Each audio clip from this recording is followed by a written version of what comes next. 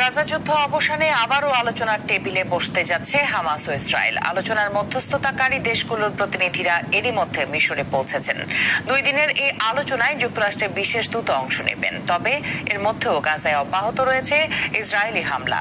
এতে নিহত হয়েছে আরো অন্তত 70 ফিলিস্তিনি। এদিকে ইসরায়েলি পতাকায় চুমু খেতে বাধ্য করা হয়েছে সুইডিশ অধিকার কর্মী গ্রেটা থুনবার্গকে। ইমতিয়াজ আহমেদের রিপোর্ট। মার্কিন প্রেসিডেন্ট ডোনাল্ড ট্রাম্পের গাজায় বোমা হামলা বন্ধের আহ্বানের পরেও উপত্যকাটিতে থেমে নেই ইসরায়েলি হামলা। এর মধ্যেই গাজায় প্রায় 2 বছর ধরে চলা ইসরায়েলি আগ্রাসন অবসানে নতুন করে আলোচনা করবে ফিলিস্তিনের স্বাধীনতাকামী সংগঠন হামাস ও ইসরায়েল। মিশরের রাষ্ট্রীয় সংবাদ মাধ্যম বলছে, সোমবার রাজধানী কায়রোতে অনুষ্ঠিত হবে এই পরোক্ষ আলোচনা। হোয়াইট হাউস থেকে জানানো হয়, আলোচনার জন্য মার্কিন প্রেসিডেন্ট ডোনাল্ড ট্রাম্প তার মধ্যপ্রাচ্য বিষয়ক দূত স্টিভ উইটকফকে এরই মধ্যে মিশরে পাঠিয়েছেন।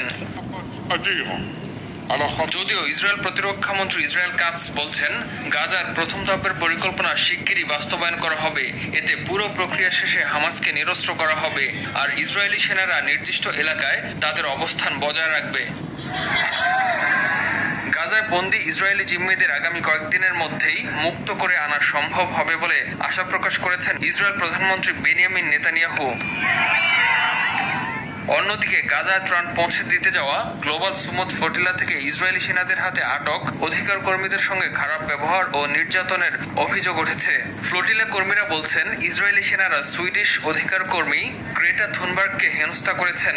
তাকে ইসরায়েলের পতাকায় চুমু খেতেও বাধ্য করেছেন জায়ানবাদীরা। এদিকে গাজার উদ্দেশ্যে যাত্রা করা মানবিক সহায়তা নৌবহরের আটককৃত কর্মীদের মুক্তি এবং গাজা যুদ্ধ বন্ধের দাবিতে ইসরায়েল বিরোধী বিক্ষোভে উত্তাল ইউরোপ। স্পেন, ইতালি, যুক্তরাজ্য, পর্তুগাল সহ বিভিন্ন দেশে রাস্তায় নেমেছেন লাখো মানুষ। যুদ্ধ বন্ধ ও অবরোধ প্রত্যাহারের দাবি জানিয়েছেন তারা। এ সময় লন্ডনে আটক করা হয় 4 শতাধিক বিক্ষোভকারীকে। ইমতিয়াজ আহমেদ, RTV।